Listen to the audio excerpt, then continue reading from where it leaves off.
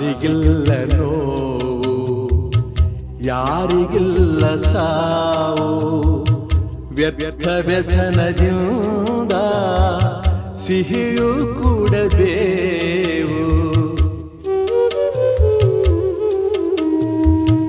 ಬಾಳುವೊಂದು ಸಂತೆ, ಸಂತೆ ತುಂಬ ಚಿಂತೆ, ಮಧ್ಯಮದಗಳಿಂದ ಚಿಂತೆ ಬೆಳೆಯುವುದಂತೆ.